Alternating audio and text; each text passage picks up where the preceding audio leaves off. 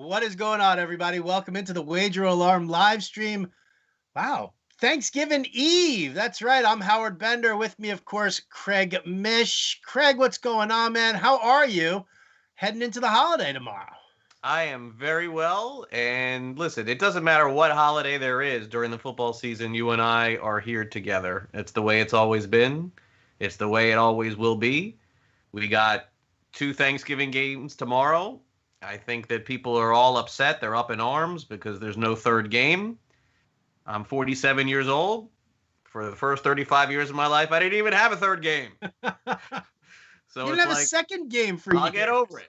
I'll get over it. It'll be okay. But yeah, that was actually the only game I kind of liked a little bit of the three. So, it's really just it's one of those years where it's like people don't seem to have perspective, politics aside, and virus aside. We had nothing on television to watch sports wise for almost 3 months.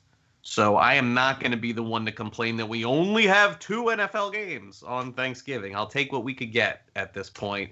And look, good news is coming. I'm assuming next year this will be forgotten, and we'll have our three games again, and we won't have these issues. But we'll be okay. Look, the games are bad. There's no getting around tomorrow. The games are probably the worst games we've had on Thanksgiving in a long time. But we at least we have something. It's better than nothing. And there are a couple college games on too. As college basketball is back, they're playing games tomorrow too. So it'll be fine. We'll get through it together. Howard and I had a horrible week last week in the Super Contest, our worst week in 2 years.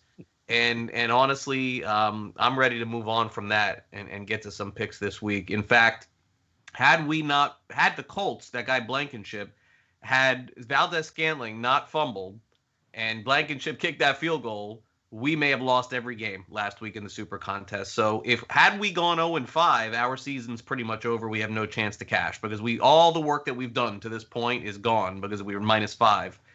-3 and -5 is a big difference there. So I felt very fortunate that we pulled that out.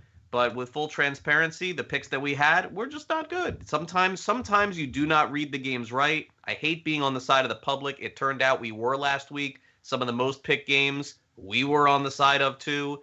And in general, that's been okay this year, but it was not last week. The books pounded the public. Unfortunately, 3 of our picks were public picks out of the 5, and we took a beating. But Which never happens. Never happens. But I mean, listen, the games that we were on with the public, those were the games that had the biggest value on the spreads anyway. That Lions game was that turned out to be a 5-point swing with what the books had versus the contest. I don't have any regrets. And look, we could and look, that first of all, that game was a no-win game. I mean, that was a horrible pick. There was no getting around that one. Look, Baltimore obviously was not a good pick either. They did have a chance in overtime, I suppose, to maybe get a push. But realistically speaking, if you watch that game between Tennessee and Baltimore, we were on the wrong side, of that game. New England and Houston, I mean, New England, it was exactly how we drew it up. Last minute of the game, they got the ball, chance to tie or win, which is exactly what I thought would happen, except for, in this case, they did not. And that's a 50-50 toss-up at the end of the game, given the spread was -2. Don't really have a lot of regrets about that. New England's in every game till the end. And Houston seems to be doing that to teams in the end, too, so that was a loss as well. What was the other loss that escapes me right now? The Falcons. Atlanta. Yeah, Atlanta was the most popular pick. It was one of the most popular picks on the board. Nobody really knew what to think of Taysom Hill. The pick looked great in the first half. But for me, in this day and age of the NFL, and I always mention Vic Fangio when it comes to this, and Denver, and I get really mad at Denver all the time because of their approach. But that was sort of Atlanta's approach. You're coming off the bye. You're playing against the Saints. They have a good offense. I understand that Julio Jones got hurt, and that was a big part of the game plan. But if you show me a box score without seeing a game of any NFL team, if they kick 4 or 5 field goals, it is poor coaching. It is poor coaching. You have to score 30 points in this day and age of the NFL to win. The field goals are not getting it done. Nobody's winning the games kicking field goals like that. And they just kept putting coup out there. Field goal, field goal, field goal. At the half, I'm like, oh boy. If just one of those was a touchdown, I'd feel good about it. And it came back and it burned them. So That's enough of that. Let's move on. 1-4 last week, our worst week in 2 years. We're ready to turn the page on it, and then this Saturday night we're gonna have a big turnaround. I feel it coming. All right, well, let's do it. Let's start off with the games tomorrow on Thanksgiving. The early game: Texans 3-point favorites over the Lions in the Superdome. Well, not the Superdome. The right. I almost said the Pontiac Silverdome. Pontiac Field now, right? The old Pontiac Silverdome. So here we go. This is an interesting one here for me, only because to me it's either the Texans or nothing. That's exactly right. That's exactly right. But again, it's like it's such a bad bet to just close your eyes and take Houston, because that's just basically going off what we saw last week, and we know that the league it's a week-to-week league. Well, let me ask you, if DeAndre Swift is cleared via concussion protocol, does that change things for you? Because I mean, listen, I get it, Stafford with the thumb, and that's a little bit of an issue, but Houston's defense is horrible. Their run defense is the worst in the league. Their pass defense ranks in the bottom 5 as well. Swift, I think, is a linchpin in this Detroit offense, and without him, then I've got no faith in them. But with him, it kind of turns it around for me. Listen, the spread was right last week with New England being a 2-point favorite. It was an even game between New England and Houston because the teams are very similar. Houston, if I'm not mistaken, has 3 wins. Am I right with that? I think they have 3 wins. Yeah. Should any 3-win team go on the road against any team in the NFL and be a favorite of 3 points? No, is the answer. So I agree. Houston's better. They should win. Detroit looked terrible. I'm just not going to go there though. I'm not going to do it because I know how this league works. Everyone is going to take Houston, and it may be the right pick, but that is the public pick, and I can't do it. And Detroit is notorious this year for winning and losing and winning and losing and winning and losing. And they're coming off a loss. So that means this is a win. I don't know. I understand that maybe the circumstances are a little different. You mentioned Stafford. That's important. And Galladay out again. That's been important for them. When he's out, they don't play as well. I think somebody else is out too on offense. Is Amendola out too? Is that another one? Amendola's out, but that's a non-issue. They're just, Detroit is not good, but it's Thanksgiving and they're at home and it's a short week. And Detroit's been through this routine every year. Stafford's been through this routine for 8 years. I'm not saying that they're going to win or cover. I just don't want to have anything to do with it. And I don't either. Cowboys, 2.5-point favorites over Washington. Again, I think that I think we're looking at a lot of Cowboy energy. We always talk about the fact that there's always a tax on taking the Cowboys. The Cowboys beating Minnesota last week does nothing for me. It does absolutely nothing for me. Yeah. So I can't get behind that. If I had to lean in this game here, I'd lean Washington and taking the points. I would too. Absolutely. And if it was 3, I'd feel really good about it. It's 3 right now in some places. Online, if you play where you could buy half points, that's what I would do. You're gonna lay minus 125 or 130 to win 100 if you're $100 better. Total's interesting a little bit for me too. I think it's 47. I may like under in that one. Maybe a lot of running. And again, 2 teams that it's like you talk about kicking field goals, like they'll take any points they can. Whoever comes out of this game is like the favorite to win the division. So this is not a caution to the win type game for either team. And Alex Smith is not a guy who's going to throw bombs. We know Dalton isn't either. I see a low scoring game, and I think Washington has a very good chance to win this one. Washington is virtually in every football game they play. They really are. So why not take the points? Take your shot. There's 40 seconds left in the game. Maybe Washington's down 2. Alex Smith has the ball. You roll the dice. You see what happens. So a coin flip game for me on that one. The other one, you made a very good point with Houston. Houston definitely they have the best player on both sides. That we can agree on. Yeah. But I just don't want to lay points with a 3-17. No, I'm just not going to do that. It's like laying points with the Chargers. So we'll pass on both games. We're not going to pick the games in the Super Contest, so we can move on to Sunday. Beautiful. All right, let's do it. We can start it off with, we might as well start and talk about Steelers-Ravens because the Westgate's got it on the card here. The game got pushed to Sunday. Yeah. Steelers are favored by 3.5 points. If I had to lean on any of these, I would probably lean Steelers here in this one. Not for the fact that they're 10-0 or anything like that, but Listen, even with the extra 3 days, J.K. Dobbins isn't coming back. Mark Ingram isn't coming back. With some of the other positive tests that they've had, I mean, they had 10 positive tests between players and staffers who they consider tier 1 or tier 2, which means that they've had major mingling with the players throughout this entire time. So the team's in the middle of the outbreak. Pushing it doesn't matter to me. I lean Steelers on this one. Yeah, and I think that's a fair way to look at it. For me, what I'd like to do is encourage people to watch us on Saturday night when we'll check back on that. For now, I just don't think it's a game that I want to get into right now, not knowing the situation with the Ravens. The only thing that I'll say is the same thing when we took the Steelers the last time against the Ravens. It's going to be a close game. It's going to come down to the end. They always play very close games against one another. If you're getting 3.5 or 4, it almost is the right side usually to take the dog in this game. But how can you possibly do that not knowing what the Ravens situation is? How can you possibly do that not knowing if Lamar Jackson is going to play? You say, oh, he's guaranteed to play? Really? Have you not seen this COVID thing happen before? Right. So let's check back Saturday on that one. And I think the rest of the games, at the very least, we have a much better feel for. Speaking of which, then how about this? The next 4 games that we're going to talk about on the Westgate card, a very rare 4 straight road favorites. 1, 2, 3, 4. We're going to go through all of them right now. It doesn't happen that often. All right, let's do it. So here we go. Raiders, 3-point favorites over the Falcons. Cardinals, 2.5-point favorites over the Patriots.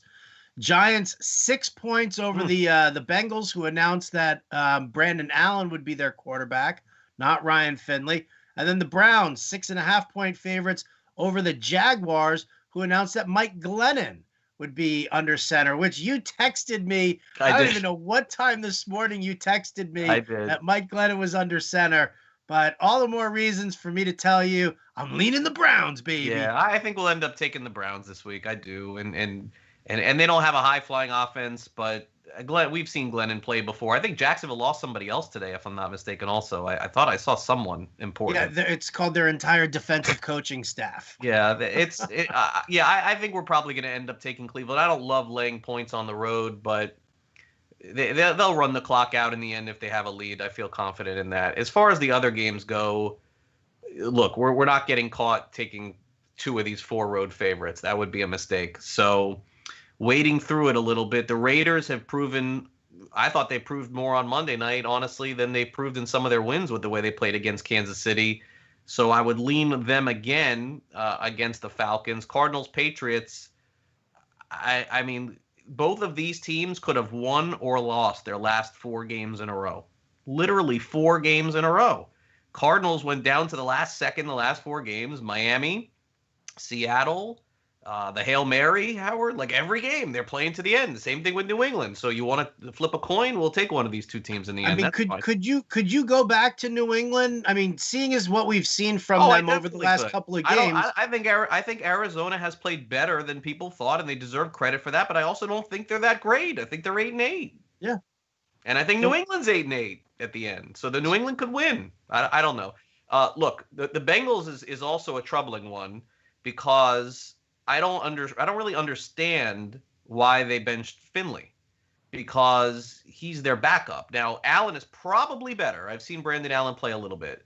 But it is odd that you have played 2 out of 3 quarters of your season with Finley as the backup, and because he threw 7 passes in 1 half last week, that's it? You're going to bench him? And where do the Giants come off being 6-point favorites in any game this year? They were great as a dog. Give them to me all day long, but are they that good to beat anybody by a touchdown on the road? I don't know that I know the answer to that. So honestly, I would lean Bengals on Wednesday. I actually don't mind leaning. I don't mind leaning the Bengals here. Although we do have to find out. Gio Bernard suffered a concussion. Yeah, that's right. Who do they have now?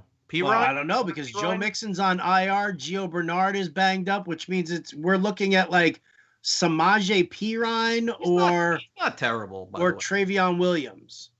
I have him like in a keeper league somewhere, Williams. No, I don't think Perine's that bad. And by the way, this Allen can throw a little bit. I think he could be better than Finley, but it is troubling. I mean, look, the coach of the Bengals, Taylor, is taking massive heat this week. Massive heat. Burrow was getting beat up all last game. They really did not make a concerted effort this season to fix their offensive line. He just keeps getting hit. And, there's some people that thought that, hey, look, at some point you got to do like what Miami did and you got to pull Tua out of the game when you got a guy like this playing in a meaningless season, and they didn't do it. I mean, hindsight's 2020 for sure, and I know Burrow's going to be out for at least, it looks like 8 or 9 months, but seems like there's a little turmoil there. That's the only reason why I would not take the Bengals for sure, but it may be our 5th pick. You never know. By the time we get to Sunday, got to pick 5 games, so that's definitely okay. Really not. All right, so now we have 3 home favorites in a row. We have Minnesota taking on Carolina -3.5. Colts -3 at home against the Titans. And we were on the Colts a couple of weeks ago when they beat the Titans, by the way, a favored. Interestingly enough, the Colts were a 1-point favorite on the road against the Titans. Now they're only 3 at home against the Titans. So that's interesting. And then Buffalo plays the Chargers. They're off a bye -5.5. I guess my early lean in this would be to take the Titans. I don't know why. I just I watched the Colts last week, Howard. Start to finish, really wasn't all that impressed. Thought they were very lucky to win the game. They were down huge, and then, oh my gosh, in the second half, Green Bay just gave them the game. And I know that Indy played very well that first time against Tennessee, but I don't know. Something tells me the Titans have a chance in this one. I don't know. That's my early. Well, one thing that we do know is defensive lineman DeForest Buckner actually went on the reserve COVID list for the Colts. They weren't specific as to whether or not it was a positive test for him or if it was via contact tracing. But that's something you're going to have to watch, because if the Colts defense gets hit with COVID, that's that team's bread and butter. I've lived and died by the Colts defense throughout the year. They've been the best. They were fantastic in the second half of that game against Green Bay. But yeah, it was like a fluky second half to me.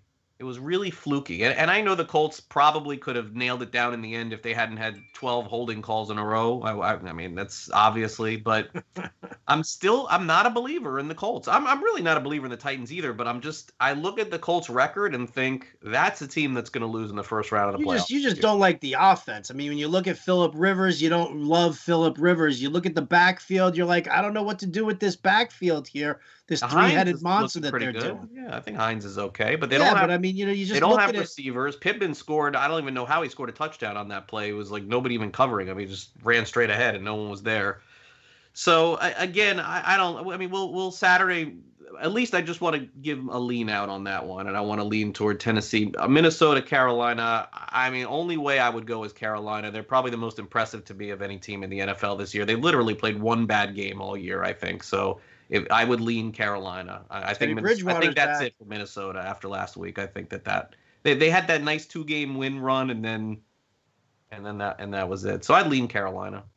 All right, yeah, I lean Carolina as well. I'll lean Titans with you. Coming out of the bye, I got to lean Bills. I would never take the Chargers here. No, no, I wouldn't do it. Yeah, as good as Justin Herbert. Herbert's playing fantastic. You know what's interesting to me about Herbert? Everyone is saying how great Herbert is. And look, I'll be the first one to tell you I'm completely wrong. I watched Herbert play 4 years at Oregon. I never thought that he'd win Rookie of the Year this year. I probably would have given you 5 guys ahead of Herbert. Played with the same offensive line for 3 years in the Pac-12. I mean, I just never thought.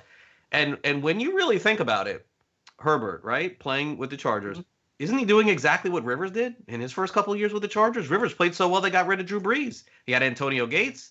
He had LaDainian Tomlinson. He had Vincent Jackson. And Rivers never won anything with the Chargers. I'm not saying that Herbert will win, but people need to slow down on this guy. Like, he's doing exactly what Rivers did. It should be no different. So I'm with you. I would lean Buffalo here. I don't believe at all in the Chargers. And they didn't play. And even if the Chargers are up in this game at the end, they just let teams back. I think they need a coaching change, too.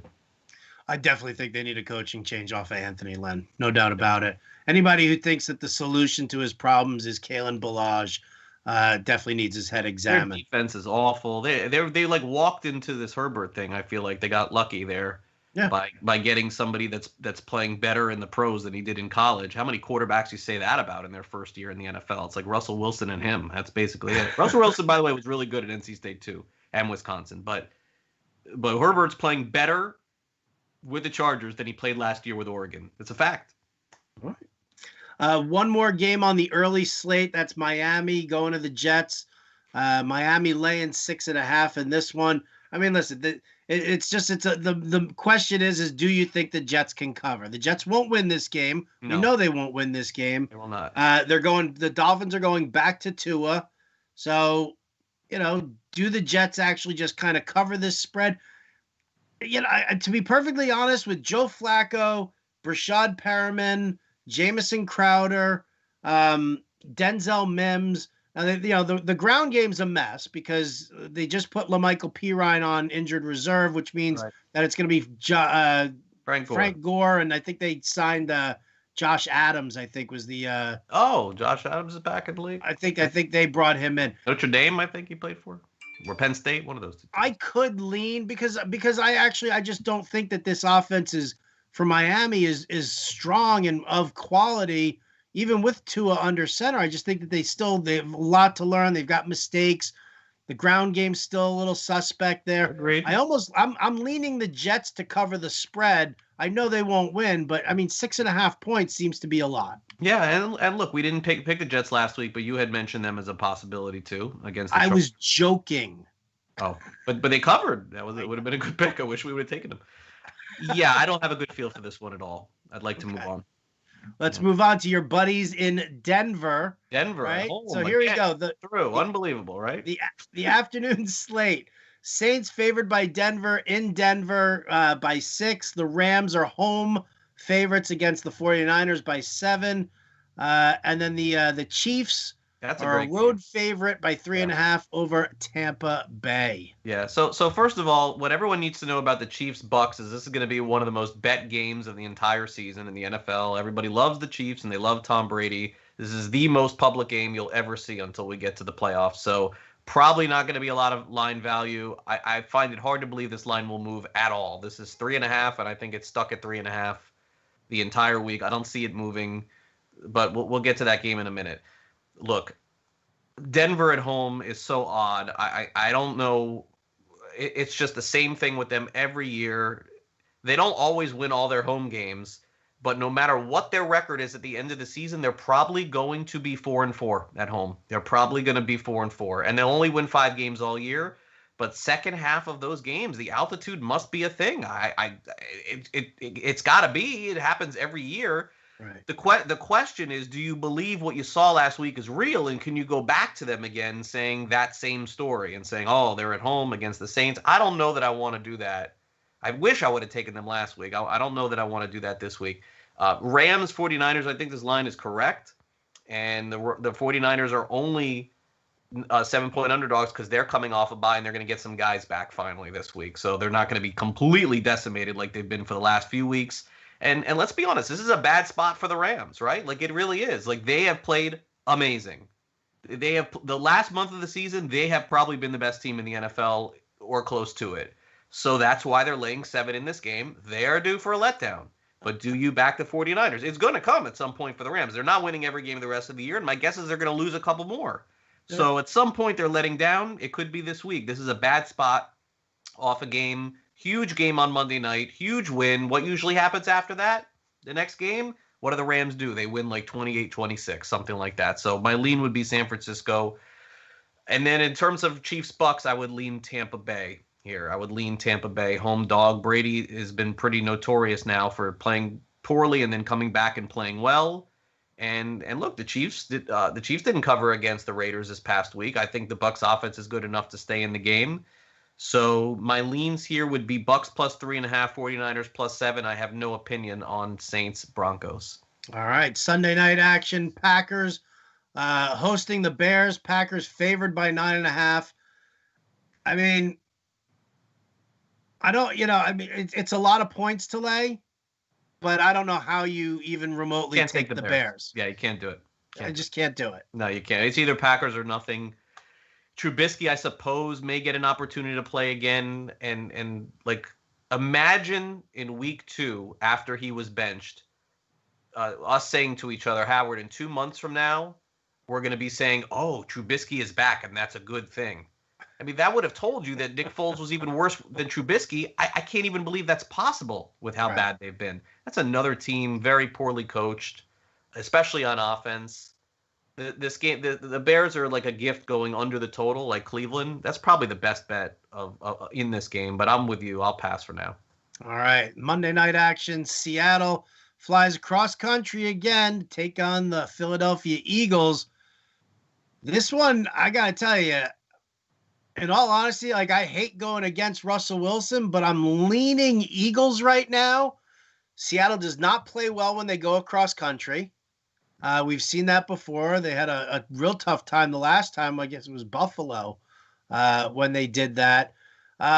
Monday night underdog. Well, yeah, Monday night dog is definitely the way to go. The underdog. How many times have the underdog covered in a row on Monday night? So what, gosh. 4 or 5 times in a row now? I think the Bears may have played Monday and did not a couple weeks ago, but beyond that, you had the Jets cover, the Giants cover, the Rams cover. I mean, it's just like it's happening like the first couple of weeks it didn't, and now it's on this unbelievable run. I'm with you. Look, I go all analysis. You're like Monday night dog, done. I mean, I'm with you. I'm with you here. And it's a disgusting pick to have to take Philadelphia here, but you kind of feel like the Eagles are so far back against the wall here. It's like, of all the teams on the schedule, and again, their backs were against the wall last week too. Sure. I refuse to make any excuses for Carson Wentz. I think I made it pretty clear how I felt about this a couple of weeks ago. Yes, and you and the madmen over there were all yelling at me, telling me I was wrong about that one. So maybe I still am, and maybe Wentz will play well. But look, Peterson said that Wentz is the quarterback. He did not give the endorsement that he had given previously with that, so I'm gonna guess this is it for Wentz. Like I cannot imagine if they lose this game that he would start again. I think Jalen Hurts has got to get a shot. Every other rookie quarterback is playing pretty well, and Hurts was fantastic at Alabama and at Oklahoma. I mean, honestly, like you took the guy in the second round. I know you took him as an insurance policy, but it's time to cash in the insurance policy. Eagles could still win the division. If the Eagles win this game against Seattle, Howard, who's the favorite to win the division? It's the Eagles, for sure. And all they have to do is win this one game at home. So I'll lean Philadelphia, and we'll circle back Saturday and see. I can't believe that that's the direction that we will have to go here, but why would we go against the most unbelievable trend in the history of football? I can't do it. Can't do it at all. All right. Well, that's going to do it for us here tonight. Again, Craig and I will be back Saturday night. 8:30 p.m. Eastern. We will make our picks. Obviously, 5 coming from the weekend games. Nothing on Thursday night. Oh, how are we going to get to 5? Right? I know. Well, we got those four home dogs in a row. Where are we coming out of here thinking? Cleveland? We're coming out of here thinking Cleveland? Yeah. Tennessee? Yep. Eagles? Cincinnati, maybe? Right. Maybe Jets. Maybe Jets. Gross. Gosh. Really? Steelers. We did talk possibly Steelers. Maybe Pittsburgh. We'll determine on that one. Yeah, boy. Wow. That's who we're gonna ride going into this week. Unbelievable, huh? Jets, right? Bengals. Wow. And who knew that would be the week that we go 5-0? Could be. Usually after one of those big public weeks, it goes back the other way. There it is. Maybe we'll get that. Maybe we will. Maybe we'll. All right. Well, wishing all of you guys out there a very happy Thanksgiving. Happy Thanksgiving, and a thank you to John and Pemba for producing. Craig, eat lots of turkey, eat lots of stuffing, eat lots of cranberry sauce, man. Appreciate you. Will do. Happy Thanksgiving to you and everybody at the Fantasy Alarm family and Wager Alarm too. All right. That's going to do it for us here tonight. Thanks to all of you for tuning in. For Craig Mish, I'm Howard Bender. We'll catch you next time.